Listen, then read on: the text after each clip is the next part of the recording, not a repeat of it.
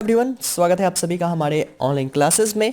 और बच्चों, आज की क्लास जिसमें हम डिस्कस करने जा रहे हैं chapter number 3, that is pair of linear equation in two variables की सारे के सारे कॉन्सेप्ट जो इस चैप्टर में यूज़ हुए हैं। उसके अलावा हम करेंगे इसमें कुछ क्वेश्चंस जो कि बहुत ज़्यादा इंपॉर्टेंट है आपके अपकमिंग CBSE 2021 बोर्ड के लिए, जो कि मई और जून में होने वाला है आपका। ठीक है, तो चलिए स्टार्ट करते हैं इस चैप्टर का रिवीजन सीरीज। लेकिन अगर आपने चैप्टर नंबर 1 और 2 अभी तक रिवाइज नहीं किया है तो यार प्लेलिस्ट चेक करो, वहाँ पे सब कुछ गिवन है, कौन से चैप्टर कब कराया गया और कौन से चैप्टर कब कराया जाएगा। Everything is given that. Go and watch it. After that start करो chapter number 3, that is the pair of linear equations. Okay, तो यार सबसे पहली बात कि ये क्या होता है लीनियर इक्वेशन और ये वेरिएबल्स क्या है, तो जरा जल्दी से इस पे बात कर लेते हैं।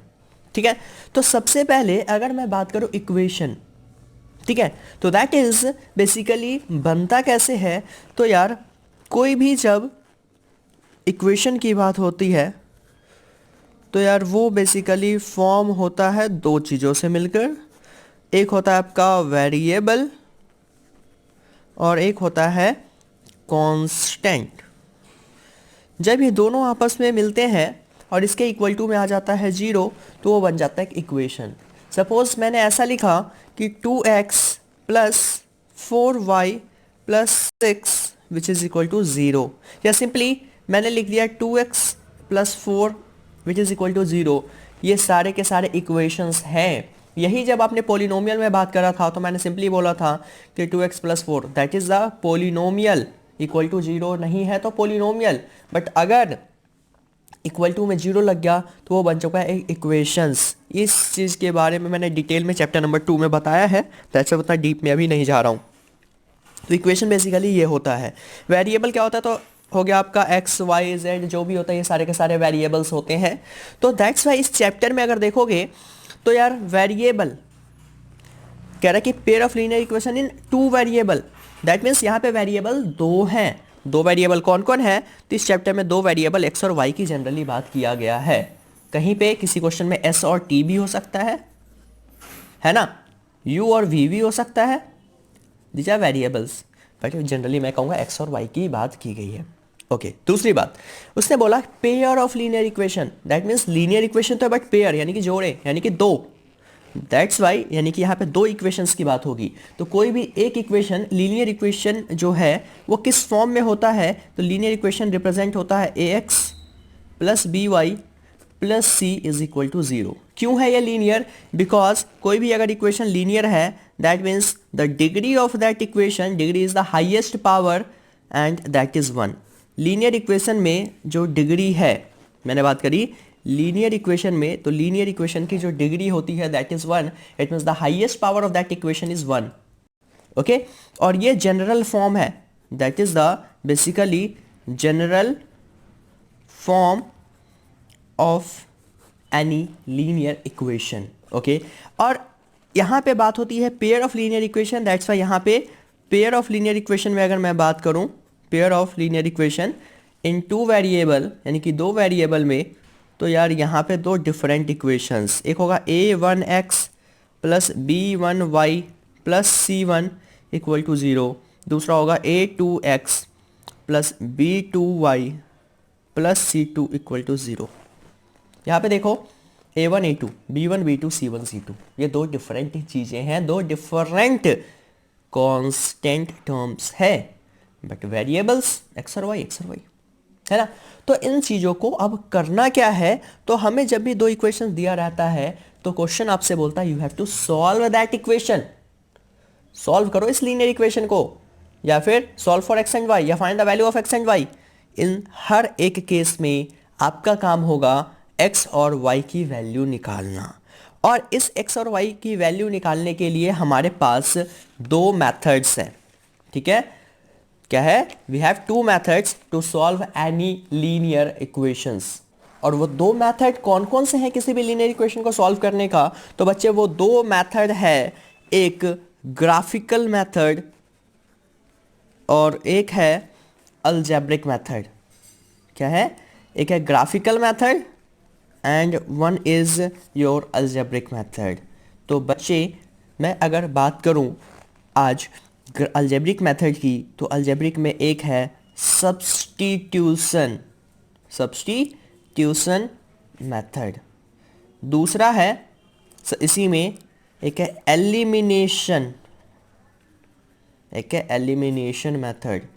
और वन इज़ बेसिकली जो हमें नहीं पढ़ना लेकिन बता रहा हूँ है क्या वो, that is cross multiplication, cross multiplication method. But ये इस साल सिलेबस में नहीं है। कौन सा, तो क्रॉस वाला, दैट्स वाई इसकी बात हम नहीं करेंगे। ओके हम बात करेंगे सिर्फ और सिर्फ सब्स्टिट्यूशन और एलिमिनेशन मेथड का। उसके अलावा मैं जब बात करूं बच्चे ग्राफिकल मेथड का, तो ग्राफिकल मेथड में करना क्या है, तो ग्राफ की हेल्प से किसी भी इक्वेशन को सॉल्व करना है। और याद रखो इसमें कुछ कंडीशंस, जिस कंडीशन के बेस पे क्वेश्चन 100% आएगा इस साल के बोर्ड एग्जाम में, वो आपको ढंग से याद होना चाहिए। कुछ 6 कंडीशंस हैं, वो मैं उस कंडीशन की अभी बात करने जा रहा हूँ ग्राफिकल मेथड की। बिकॉज इस वीडियो में मैं ग्राफिकल मेथड के तौर पे जितने क्वेश्चन सॉल्व हो सकते हैं, जितने तरह के क्वेश्चन बन सकते हैं, हर एक तरह के क्वेश्चंस डिस्कस करूंगा आपसे। उसके अलावा इसमें मैं आपको डिस्कस करूंगा कुछ इंपॉर्टेंट क्वेश्चन यहाँ पे और ग्राफिकल के सारे कॉन्सेप्ट। तो चलिए स्टार्ट करते हैं ग्राफिकल मेथड में जो कंडीशंस की बात हुई है उस कंडीशंस की। तो चलिए देखते हैं क्या है वो ग्राफिकल मेथड्स जो हमें पढ़ना है। तो यार ग्राफिकल में 2 इक्वेशंस होंगी सबसे पहले, या सिंपली इस चैप्टर में 2 इक्वेशंस होंगे। वो इक्वेशंस है a1x plus b1y plus c1 is equal to 0। दूसरा होता है a2x plus b2y plus c2 which is equal to 0। These are general equations of linear pair. Okay तो अब देखो जरा, हमें इसमें रिलेशन ढूंढना है आपस में कैसे ये जुड़े हुए हैं एक दूसरे से। तो यार मैं वही कह रहा हूँ, relation between the coefficient. Coefficient क्या होता है, जो वेरिएबल के बगल वाला होता है। जैसे x यहाँ पे वेरिएबल है, x के साथ में a1 is the coefficient, y variable है, y के साथ में b1 इज द कोफिशिएंट। तो इस तरीके से मैं कहूँ तो यार इन दोनों में तो ऐसे a1 अपॉन a2 और not equal to b1 upon b2। Suppose आपने रेशियोज निकाला इनका, किसका, a1 a2 और b1 b2 का, और ये जो रेशियो है वो इक्वल नहीं आया, नहीं आया तो c1 c2 की तरफ बढ़ना ही नहीं है। सिंपली a1 a2 निकालो, ठीक है, और उसको सॉल्व करो। सपोज वो इक्वल नहीं आया तो फिर b1 b2 यानी कि a1 a2 is not equal to b1 b2, तो c1 c2 नहीं निकालना, यहीं पे लिव आउट करो।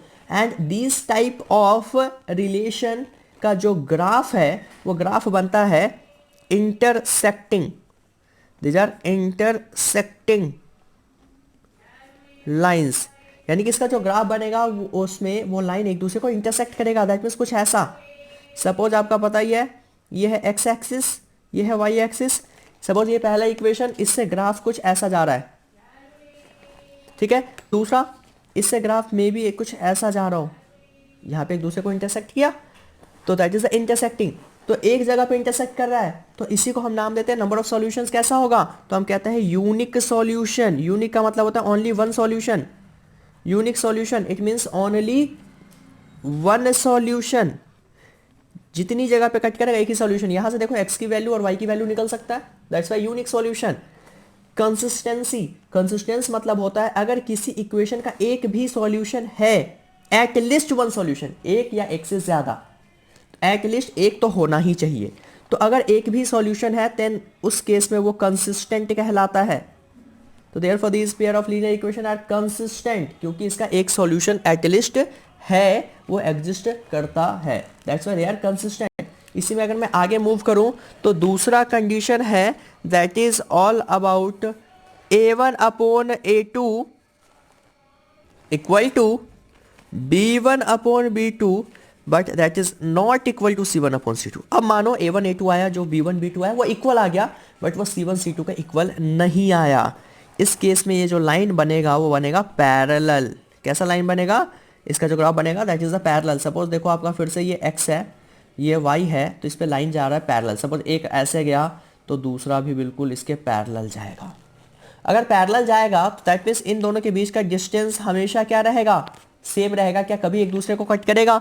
तो वो एक दूसरे को कभी भी कट नहीं करेगा। और जब एक दूसरे को कट ही नहीं करेगा यानी कि कभी टच ही नहीं करेगा, यानी कि कभी इंटरसेक्ट ही नहीं करेगा, इट मीन्स वहां पे कभी भी सॉल्यूशन निकल कर नहीं आएगा। That means there are no solution. और if there is a no solution यानी कि इसका एक भी सॉल्यूशन नहीं है, तो खुद ही बताओ, कंसिस्टेंट था तो ये हो जाएगा इनकंसिस्टेंट। इनकंसिस्टेंट, कंसिस्टेंट कब होता है? कि जब एक भी सॉल्यूशन कम से कम होगा, तो ये हो जाएगा inconsistent because there is no solution. उसके बाद जब मैं बात करूं तो तीसरे की बात करते हैं, तो थर्ड कहता है फिर से सबसे पहले A1 A2 निकालो, फिर निकालो B1 B2, फिर निकालो C1 C2। क्या पता इस बार तीनों इक्वल आ जाए। पहले ये दोनों इक्वल नहीं आया, अब ये दोनों इक्वल आया, तीसरे के इक्वल नहीं है, अब क्या पता तीनों इक्वल आ जाए। इफ तीनों इक्वल है इस केस में इसको हम बोलते हैं, इस लाइन को कोइंसिडेंट लाइंस। क्या बोलते हैं? Coincident lines. और जब लाइन कोइंसिडेंट है यानी कि कुछ ऐसा ग्राफ है कि ये अगर x है, ये y एक्सिस है, लाइन सपोज एक ऐसे गया, तो जो दूसरा लाइन है ना बिल्कुल इसी के ऊपर जा रहा है, बिल्कुल इसी के ऊपर। इस केस में ये जो लाइन बना दैट इज द कोइंसिडेंट, यानी कि एक दूसरे के ऊपर इंसाइड किया। इट मीन्स हर एक पॉइंट पे इसको टच करते हुए जा रहा है, हर एक पॉइंट, यानी कि जितनी लंबी लाइन उतना पॉइंट, है ना। सपोज x की वैल्यू 1 है तो y की भी 1, x2 y2 x3 y3, हमेशा हमेशा, यानी कि जो हर पॉइंट पे एक दूसरे को टच करता चला गया। तो इस केस में यहां पे बन जाएगा इनफाइनाइट सॉल्यूशन। क्या बनेगा? इनफाइनाइट सॉल्यूशन या इनफाइनाइटली मैनी सॉल्यूशन कह सकते हो, क्योंकि हर जगह पे एक दूसरे को टच करेगा। तो इस केस में ये लाइन कैसा होगा? कंसिस्टेंट, क्योंकि इसके बहुत सारे सॉल्यूशन हो सकते हैं। That's why this line are called consistent. तो इनकंसिस्टेंट एक ही था, दैट इज द पैरेलल, और पैरेलल में नो सॉल्यूशन। तीनों इक्वल है तो इनफाइनाइट, कंसिस्टेंट और कोइंसिडेंट। सिर्फ A1 A2 और B1 B2 भी इक्वल नहीं है तो इंटरसेक्टिंग, यूनिक सॉल्यूशन और कंसिस्टेंट ग्राफ भी आपके सामने रहा। ये कंडीशन याद है तो दो नंबर कम से कम अपने एग्जाम में पक्के समझो, इस पे क्वेश्चन आएगा। और कैसे क्वेश्चन आएगा जरा अब उसकी बात कर लेते हैं। अब हम आगे इसी चीज पे देखो, आपके सामने क्वेश्चन क्या है? Write the nature of the graph. Graph का नेचर लिखो, 6x - 2y + 9 is equal to 0 and this equal to 0। इसका नेचर कैसा होगा? जब भी नेचर निकालो या जब भी ग्राफ की बात हो तो सबसे पहला काम आपका है कि यार A1 अपॉन A2 निकालो। जब भी ग्राफ की बात हो A1 अपॉन A2, ये सॉल्यूशन है इसका। तो यार देखो A1 क्या है? पहला इक्वेशन वाला A1 B1 C1 होता है, A2 B2 C2 होता है। तो A1 की जगह पे है देखो 6 अपॉन A2, A2 की जगह पे 3। दूसरा काम है इसको सिंपलेस्ट फॉर्म में ले जाना। तो देखो 3 1 जा 3, 3 2 जा 6, तो 2/1 इज बेसिकली 2। नीचे 1 की कोई वैल्यू नहीं है। चलो ठीक है, अगर ज़्यादा लिखना है तो ये लो, वैसे कोई इशू नहीं है। अब मैं निकाल रहा हूँ यहीं पे B1 अपॉन B2। देखो जरा B की जगह पे क्या है? -2 है तो माइनस भी लिखना है। B2 की जगह पे कुछ नहीं है, दैट मीन्स यहाँ पे क्या होगा? 1, दैट मीन्स ये -1। ये भी आ गया 2/1। दोनों इक्वल है तो मैं आगे मूव कर रहा हूँ C1 C2 की जगह। C1 की जगह +9, C2 की जगह +12। तो देखो 3 3 जा 9, 3 4 जा 12, ये कट के आ गया 3/4। क्या आ गया ये? 3/4। इन दैट केस अब ध्यान दो, तो हमने देखा कि A1 A2 की वैल्यू इक्वल है B1 अपॉन B2 के, बट ये इक्वल नहीं है C1 अपॉन C2 के। ये इक्वल नहीं है C1 अपॉन C2 के। तो इस केस में जो ग्राफ बनता था वो ग्राफ कैसा होता था? तो अभी अभी पीछे बताया कि अगर A1 A2 B1 B2 equal है, C1 C2 इक्वल नहीं है, तो दैट मीन्स ग्राफ का नेचर होता है पैरेलल। उससे बात करिए ग्राफ का, तो देयरफॉर दीज आर पैरेलल। खत्म, दीज आर पैरेलल लाइंस। इसका नेचर कैसा होगा? पैरेलल होगा। समझ आ गया इतना? एक इस तरह का क्वेश्चन जो कि सबसे ज़्यादा इम्पॉर्टेंट है आपके बोर्ड एग्जाम के लिए, बहुत ही ज़्यादा इम्पॉर्टेंट इस चैप्टर से। ठीक है, इस तरह के जितने भी क्वेश्चंस बनेंगे जिसमें किसी चीज़ की वैल्यू फाइंड आउट करनी होगी, चाहे वो वैल्यू k की हो, अल्फा की हो, बीटा की हो, ए बी सी किसी की भी वैल्यू हो, वो आपके लिए इंपॉर्टेंट क्वेश्चन बनेगा, क्योंकि यार यहाँ पे कंडीशंस याद रखनी होती है। जैसे उसने बोला है करना क्या है इन क्वेश्चंस में, जब भी वैल्यू की बात हो, कह रहा है कि find the value of alpha and beta for which the pair of linear equation has infinite number of solution. This is the key point. तो सबसे पहला काम आपको पता है कि for infinite number of solution क्या होता है, तो a1 upon a2 is equal to b1 upon b2 is must equal to c1 upon c2। सबसे पहला काम ये लिख लेना आपको, इस कंडीशन को अब फॉलो कर देना है, ठीक है। This is equation number 1। उसके बाद जरा देखो ये जो गिवन है, ठीक है, गिवन क्या है 2x प्लस 3y। ओके, इसको यार पहले इस नॉर्मल फॉर्म में लेकर आओ। कोई भी लीनियर इक्वेशन इस फॉर्म में होता है ना, a1x plus b1y plus c1 is equal to 0, a2x plus b2y plus c2 is equal to 0, इस फॉर्म में लेकर आओ। तो यार देखो c1 दूसरी तरफ है, कांस्टेंट दूसरी तरफ है, तो उसको पहले एक तरफ लेकर आओ हमेशा। कई बार होगा एक इक्वेशन में दूसरी तरफ है और दूसरे इक्वेशन में इस तरफ है, तो आपको एक तरफ सबको लेकर आना है, सबको लेफ्ट साइड में। इक्वल टू को साइड सिर्फ 0 होना चाहिए, तो ले आओ। तो अगर ये +7 है, इधर आएगा तो -7 इक्वल टू 0, इससे गलती होने के चांसेस खत्म। एंड दूसरा इक्वेशन क्या बनेगा, तो 2α x प्लस, फिर है अल्फा प्लस बीटा एक साथ, इनके साथ y, फिर से इक्वल टू, इधर आएगा तो minus, okay, that is 28 which is equal to 0। इतना आ गया। उसके बाद अब यहां से निकालो therefore a1 upon a2, compare it.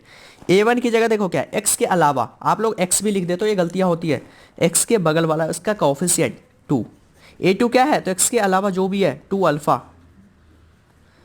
Got it, 2 से 2 गया, बच गया 1 by alpha, a1 upon a2 आ गया। इसी तरीके से ठीक आप निकालो b1 अपॉन b2, जरा देखो क्या आएगा b1, तो b1 की जगह पे है y के साथ वाला 3, यहाँ पे है अल्फा प्लस बीटा, रहन दो। अब यहीं से आप निकालो आगे c1 अपॉन c2, क्या निकालोगे, c1 अपॉन c2, c1 की जगह देखो क्या है -7 और यहाँ पे -28, ठीक है, -28। तो बच्चे माइनस से माइनस किया तो 7/28, 7 1 जा 7 4 जा दैट इज इक्वल टू 1/4। और कभी भी सपोज माइनस है और यहाँ पे अल्फा प्लस बीटा होता ब्रैकेट में, तो यहाँ पे आप ब्रैकेट में लिखते चीज़ों को, ठीक है। कभी भी ब्रैकेट अगर है, माइनस है तो ब्रैकेट में लिखो। यहाँ प्लस था दैट्स व्हाई मैंने ब्रैकेट नहीं लगाया। ये छोटी छोटी बातें ध्यान देनी है ताकि गलतियाँ ना हो। तो c1 अपॉन c2 आ गया 1/4। तो अब ध्यान दो, अगर तो हम निकाल चुके हैं a1 a2 b1 b2 c1 c2, ठीक है। अब देखो मैं कह रहा हूँ फ्रॉम इक्वेशन 1, क्यों, क्योंकि इक्वेशन 1 बताता है a1 a2 b1 b2 c1 c2 equal है, क्योंकि इसमें कंडीशन दे रखा था इनफाइनाइट सॉल्यूशन के लिए। रख दो a1 a2 कितना आया 1 बाई अल्फा, b1 b2 कितना है 3 अपॉन में alpha plus beta, and c1 c2 कितना है 1/4, ठीक है। अब क्या करो, अब एक बार है ना दो पेयर बनाओ। एक बार इसका पेयर देखो जिसमें सिंगल एक ही टर्म है, अल्फा और बीटा है, दोनों दो डिफरेंट टर्म्स है, बट मैं कह रहा हूं सिंगल एक ही टर्म है, सिर्फ या तो अल्फा हो सिर्फ बीटा हो, क्या ऐसा कोई है, एक ये है और ये कांस्टेंट वाला, एक हमेशा कांस्टेंट मिलेगा आपको, उन दोनों को उठा लो। तो मैं कह रहा हूँ 1 by alpha is equal to 1/4, तीनों एक दूसरे के इक्वल है, मैंने कोई दो पेयर उठा लिया, तो देखो क्रॉस करो, तो अल्फा 1 जा अल्फा, 4 1 जा 4, अल्फा की वैल्यू मिल गई। इसी तरीके से दूसरा पेयर अब उठा लो, तो देखो अब तो चलो दोनों वाला, तो अब है 3 अपॉन में alpha plus beta which is equal to 1/4, ठीक है, क्रॉस इट, देखो 4 3 जा 12 और अल्फा प्लस बीटा 1 जा alpha plus beta. Now alpha की वैल्यू क्वेश्चन में हमने निकाल लिया 12, तो बच्चे बीटा कितना आ गया 12 और 4 वहाँ गया तो माइनस में, तो बीटा आ चुका है 8, that is alpha and that is beta, और यही इस क्वेश्चन में हमें निकालना था। आई होप इतना आपको क्लियर है। तो ये बहुत ही इंपॉर्टेंट चीज़ थी आज के लिए, जो कि आपके बोर्ड एग्जाम में पूछे जा सकते हैं। यहाँ पे के सी टी कुछ भी हो सकता है, you have to know all about that. देखो आगे अगला क्वेश्चन है कुछ उसी तरीके का दूसरा, that is for what value of K या for which value of K the following pair of linear equation have no solution. Hint point क्या है, नो सॉल्यूशन। पिछले क्वेश्चन में था इनफाइनाइट मैनी सॉल्यूशन, और ये क्वेश्चन कहीं और से नहीं बल्कि आपके एनसीईआरटी का है, ये 3.5 का क्वेश्चन नंबर 3 आई होप, तो वहीं का एक क्वेश्चन है ये, और ये पूछा जा चुका है पेपरों में कई बार। उसी में एक और क्वेश्चन ऐसा है जिसमें ए और बी का है, तो वो आप कर लेंगे अल्फा बीटा की तरह जैसे बताया था, ये भी वैसा ही है, but this is the condition for no solution. तो यहाँ पे अब मैं लगाऊंगा कंडीशन फॉर नो सॉल्यूशन। जैसे स्टेप्स बता रहा हूँ उस स्टेप को फॉलो करोगे, एक भी नंबर नहीं कटेगा आपका। For no solution we know, no solution के लिए होता क्या है, तो होता है a1/a2 is equal to b1/b2 is not equal to c1/c2। ये कंडीशंस अगर याद नहीं रहेगा तो ये क्वेश्चन नहीं कर पाओगे, जो भी तीन कंडीशंस आपको मैंने बताए थे। ठीक है, a1/a2 b1/b2 c1/c2 के ऊपर एक रिलेशन होता है। ठीक है, हमने ले लिया और इसे मान लिया इक्वेशन नंबर 1। ठीक है, अब क्या करना है कि जो गिवन इक्वेशन है उसमें किस फॉर्म में लेकर आना है, तो आपको पता ही है ax plus B Y plus C. पहले को a1 b1 c1, दूसरे को a2 b2 c2, इस फॉर्म में लेकर आ जाओ यार, ये इसका जनरल फॉर्म होता था।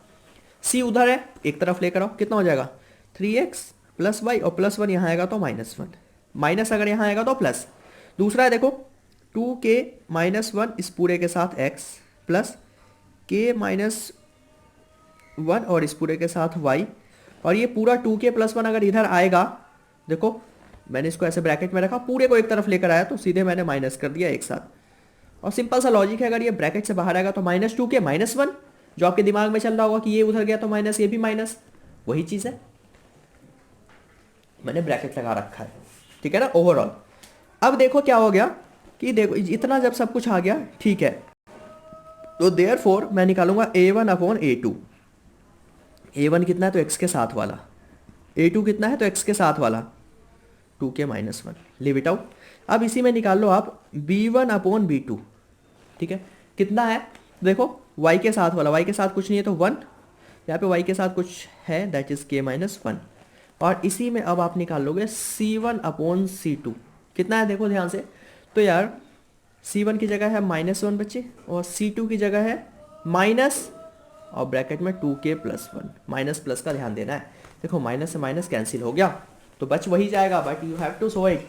इतना सब कुछ आने के बाद जो अगला काम है तो लिख दो फ्रॉम इक्वेशन 1 क्या है, a1/a2 equal to b1/b2 is not equal to c1/c2। ये कंडीशन हमने अप्लाई कर लिया है।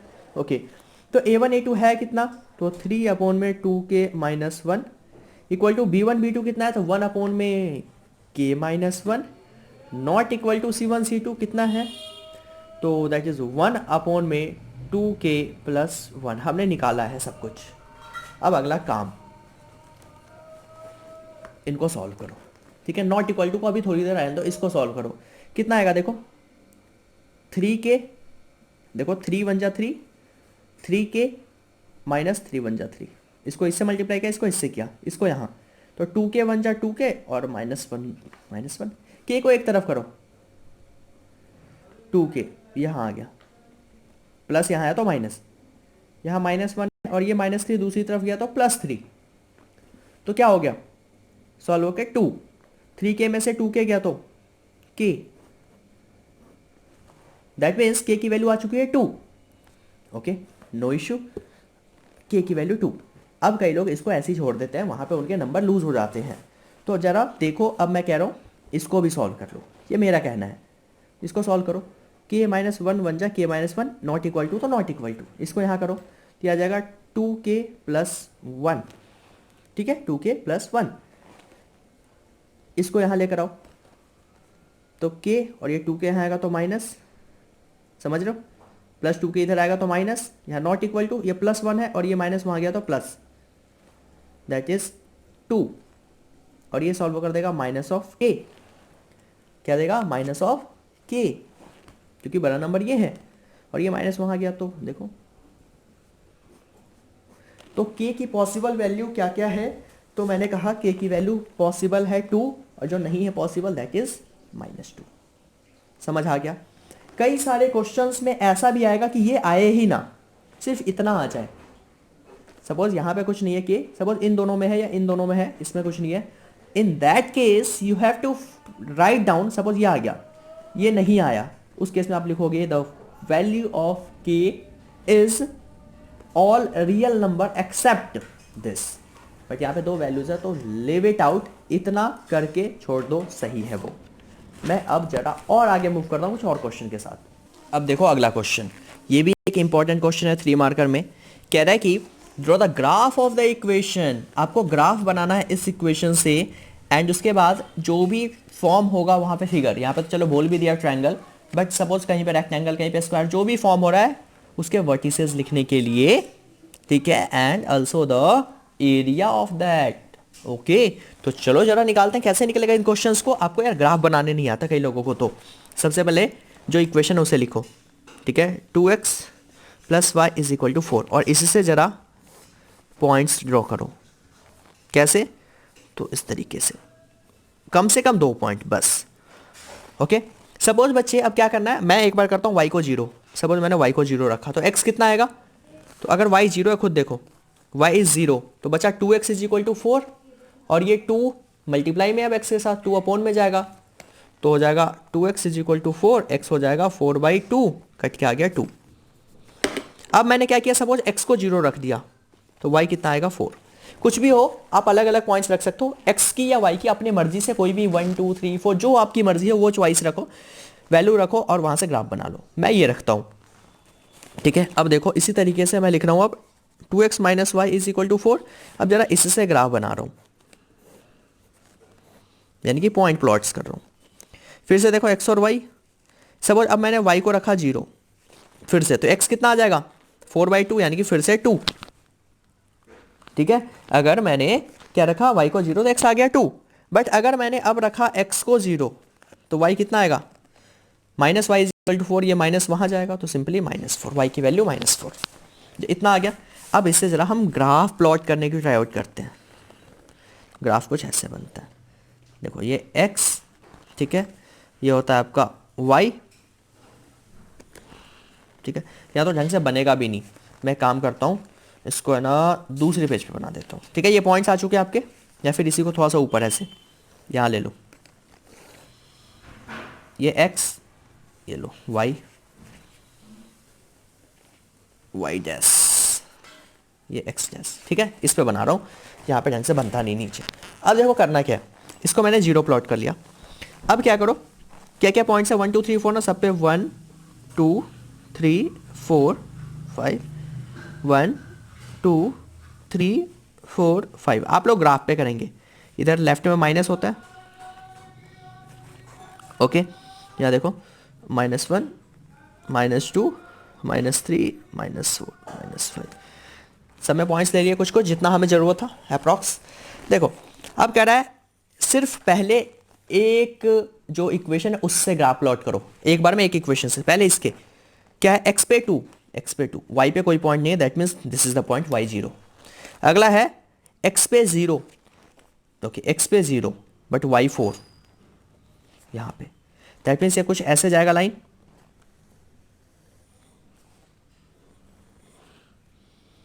ऐसे एक्सटेंड कर दो जहां तक ये जाए, ठीक है। उसके बाद दूसरा क्या है, बना दिया। अब दूसरे पॉइंट अब प्लॉट करो। दूसरा कह रहा है x पे फिर से 2 बट y पे 0, दैट मीन्स ये पॉइंट कॉमन है। उसके बाद कह रहा है x पे 0 y पे -4, कुछ ये वाला पॉइंट, ठीक है। दैट मीन्स कुछ एक पॉइंट ये था कि ये है, कुछ ऐसे जाएगा ये, इसको ढंग से बनाओगे आप एग्जैक्ट, ठीक है। ये जो सेकंड आया दैट इज अबाउट इस इक्वेशन की लाइन थी, और ये वाला था 2x plus Y is equal to 4। देखो हमने प्लॉट कर लिया पॉइंट्स। जब पॉइंट प्लॉट हो गया बच्चे, ग्राफ बन गया, उसने बोला था write the vertices of the triangle form by these lines and the Y axis. तो वाई एक्सिस देखो ट्रायंगल एक ये भी फॉर्म हो रहा है, बट सिर्फ वाई एक्सिस और इन दोनों लाइन से, वाई एक्सिस और इन दोनों लाइन से ये पूरा ट्रायंगल, इसके वर्टिसेस। तो सपोज ये वर्टिसेस ए है, ये बी है, ये सी है, नेमिंग कर दो। ए का पॉइंट क्या है, x है 0, y है 4। इसका पॉइंट क्या है, तो यहाँ पे x कितना है 2 बट y है 0। इसका क्या है, तो यहाँ पे x कितना है 0 बट y कितना है -4, ठीक है। तो ये पॉइंट्स प्लॉट हो चुके हैं। तो देयरफॉर लिखोगे, therefore vertices of triangle formed are A आया मेरा 0,4, बी आया मेरा 2,0 एंड द सी आया मेरा 0,-4। हमने ये पॉइंट्स प्लॉट कर लिए ए बी सी। और जब ये पॉइंट प्लॉट हो गया तो अगला काम क्या है, तो आपका सिंपल सा लॉजिक ये कहता है कि यार उसने बोला है आगे find the area of the triangle formed. तो ज़रा एरिया निकाल दो। मैं इसी का यहीं पे एरिया निकालने की कोशिश करूँ, देखो कैसे, एरिया ऑफ ट्रायंगल फॉर्म्ड, ठीक है। तो ज़रा देखो कैसे निकलेगा एरिया। तो एरिया के लिए आपको करना क्या है, बेसिकली फिगर देखना है। इज इक्वल टू एरिया होता है half into base into height. तो हाफ बच्चे बेस क्या है यहाँ पे, तो देखो खुद देखो, ये ट्रायंगल है, ट्रायंगल ऐसे बना हुआ है, तो इसका बेस ये है, बेस ये है, ओके। हाइट क्या है, ये, अगर कोई ट्रायंगल है तो ऑब्वियसली ये बेस और ये उसकी हाइट।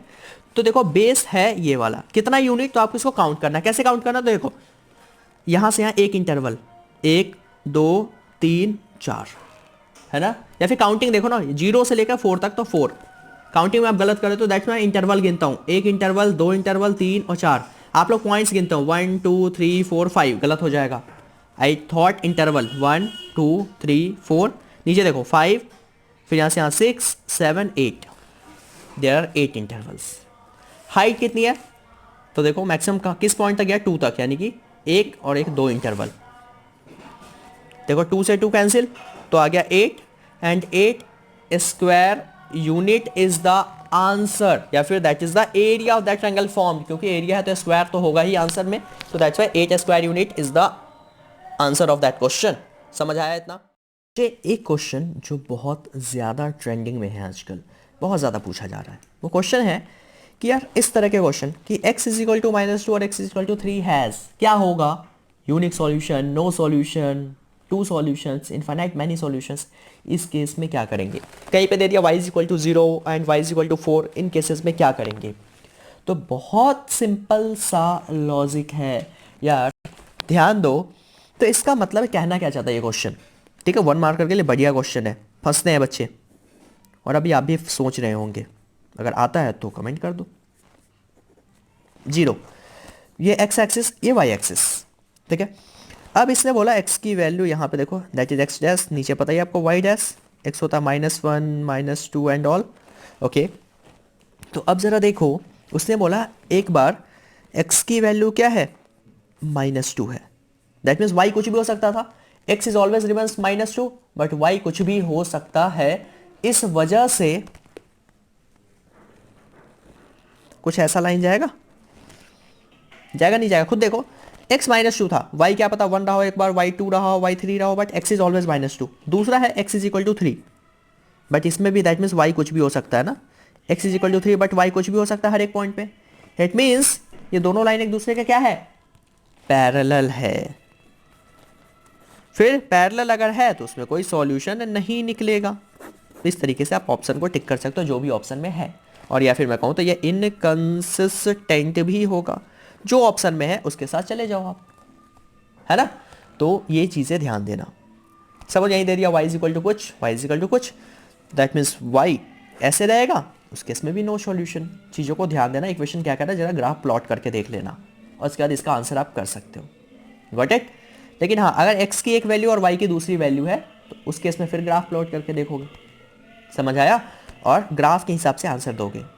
तो यार मैंने जो आज डिस्कस किया आपसे, वो ग्राफ पे जो क्वेश्चंस बन सकते हैं इंपॉर्टेंट, वो मैंने डिस्कस किया। इसके अलावा भी क्वेश्चंस हैं जिसमें सिंपली आ जाता है कि चेकआउट करने को ये सॉल्यूशन है या नहीं है, यूनिक सॉल्यूशन है या नहीं है। तो simply A1 A2 B1 B2 C1 C2 निकालो, उसको सिंपलेस्ट फॉर्म में ले जाओ, कट करो, और उसके बाद आप उसका आंसर करो, उसके बाद आंसर करो, ठीक है। A1 A2 B1 B2 C1 C2 निकालने के बाद, ताकि कोई भी वहाँ पे गलती होने के कोई चांसेस ही ना रहे।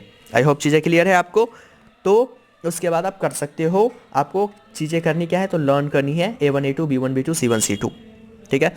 कमेंट करके जो बताओ वीडियो कैसी लगी, और अपनी अगली वीडियो में हम मिलेंगे, यानी कि अब जो अगली क्लास होगी, जो नेक्स्ट डे आपको जो टाइम टेबल दे रखा है, उसमें हम बात करेंगे इसमें अलजेब्रिक मेथड की, कि अलजेब्रिक मेथड जो है सब्स्टिट्यूशन और एलिमिनेशन, उस पर कैसे सॉल्व करते हैं, उस पर क्वेश्चंस देखेंगे। एंड आफ्टर दैट जो क्लास होगी that is the of word problem class, ठीक है। तो इतना करो, कमेंट करो, like, subscribe and share maximum, ताकि आप भी और आपके फ्रेंड्स भी अच्छा स्कोर कर सके। Thank you so much for watching this.